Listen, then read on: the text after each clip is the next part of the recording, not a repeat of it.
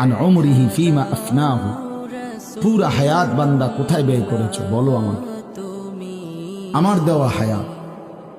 ওয়া আন শাবাবিহি ফীমা আবলাহু, শুধু যৌবনটা কোথায় ব্যয় করেছো সেটা আমাকে আলাদা বলো।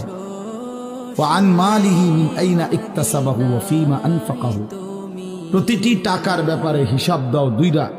এক, টাকাটা কামাই করছো কেমনে, ব্যয় করেছো কোথায়। ওয়া মাযা আমিলা ফীমা আলিমা, যা যা শিখেছিলা, জেনেছিলে, শুনেছিলে, তা কি পরিমাণ আমল করেছো সেটা বল, সেটা বল।